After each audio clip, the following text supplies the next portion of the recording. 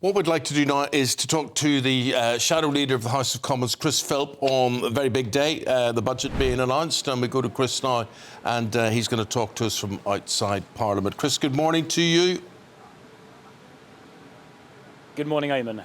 What sort of situation, if this was to be a Conservative budget, what would you be going for or going on or concentrating on that Labour is not?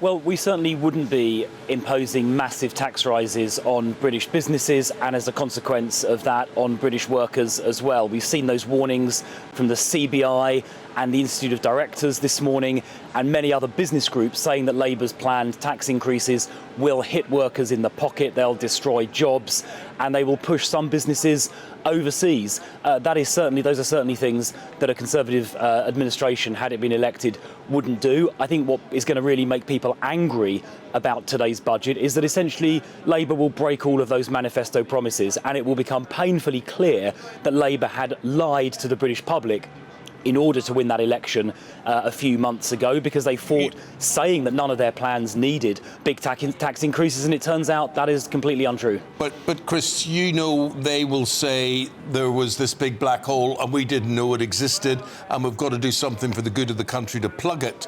Would you not have plugged it?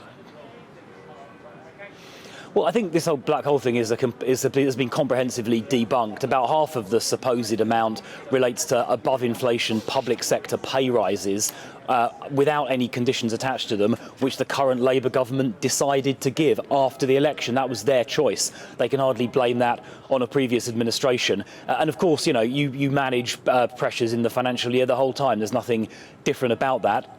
And I think Jeremy Hunt's plans that he set out last March in his final budget had day-to-day spending rising by 1% over inflation across the next 5 years. So I think this black hole stuff is complete nonsense. You know, we've got inflation down to 2%. It's now even lower than 2%. The economy was growing the fastest in the G7 for the first half of this year. Unemployment was half, 4%. It's half what it was when the last Labour government left office. So these claims, I think, are pretty much, nonsense. Labour planned all along to do what socialist governments always do, which is increase borrowing, increase spending and increase taxes. They just didn't have the honesty to say that to the British public during the election. Instead, they lied, saying that their plans did not require tax increases when they knew all along that they did, and now they're actually implementing them. Using the internet without a VPN is a bit like taking to the road without car insurance. All it takes is one unlucky moment to cost you a lot of cash. We want to help protect you. This video's sponsor, Private Internet Access, is the VPN to help keep you safe. Now, you might be asking, what is a VPN? Well, a virtual private network is an app that hides your IP address and safeguards your internet connection through an encrypted tunnel. This way, it shields your digital life from the eyes of those that are looking to exploit your private information. Whenever you connect to the internet on a public Wi-Fi network, such as at airports, coffee shops, friends' houses, or even in your own home, your data is at risk of being stolen. Hackers that are connected to the same Wi-Fi network have the ability to steal your personal data with ease. T-Mobile reached a settlement this year with the US Federal Communications Commission after they suffered data breaches in 2021, 22, and 23. In 2023 alone, over 37 million customers' data was exposed. And it's not just hackers to be concerned about. Information can be censored.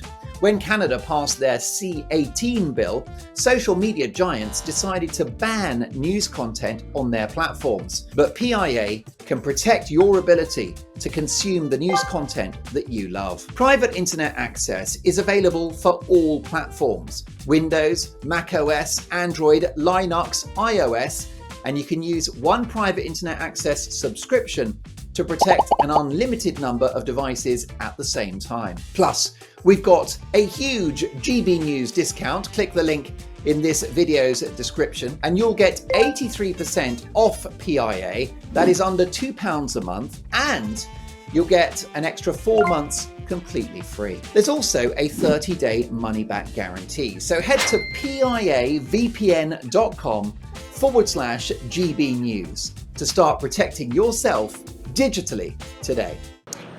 You can sense the frustration from yourself. I'm sure we're going to sense the frustration from Rishi Sunak today as final PMQs as Tory party leader. He'll be sat there throughout the budget this afternoon as well. It won't be lost on him that this could have been a Tory budget. This could have been Jeremy Hunt delivering his final budget today. You decided not to do that. You decided to go early to the polls. Do you think Rishi Sunak regrets that decision now? Well, I don't know. I'm not sure if he regrets it or not. Clearly, the result in the election was pretty bad, with Labour winning so many seats.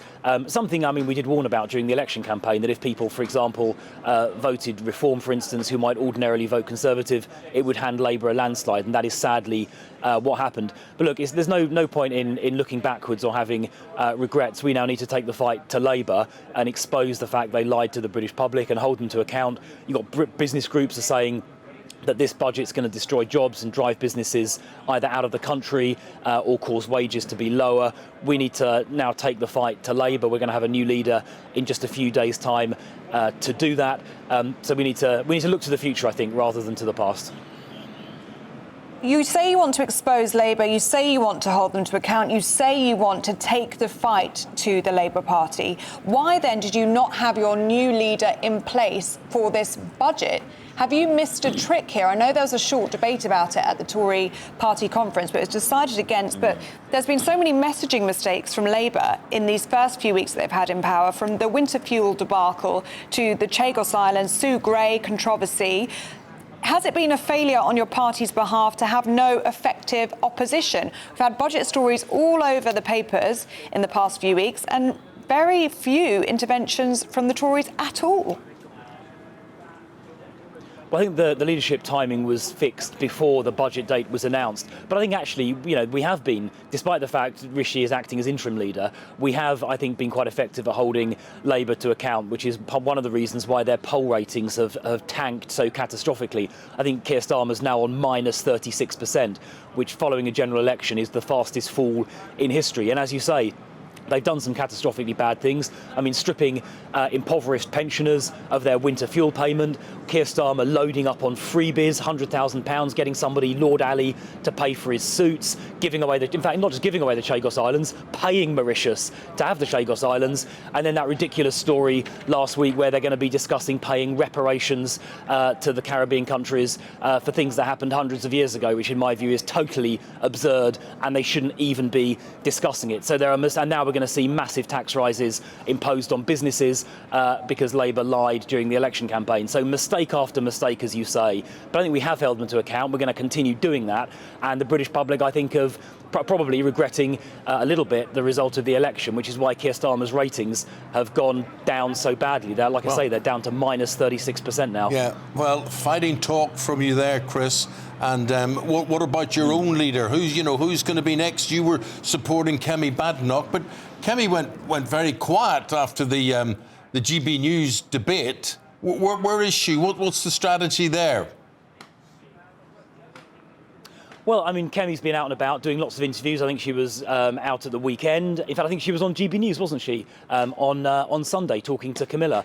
And she's been talking to lots and lots of media outlets. Look, I hope Kemi wins, but whoever wins, whether it's Kemi or Robert, I'll certainly be working my hardest to support the new leader and take the fight, as I said, take the fight to Labour. But look, I've voted for Kemi already, and I hope she makes it. Good man. Thank you very much indeed for talking to us today. We'll leave it there. Thank you. Well, at GB News, we love to hear what you think. So every day we'll be running our poll of the day. And today we're asking... Well, this is... I'm laughing at this because I could predict the outcome of this one.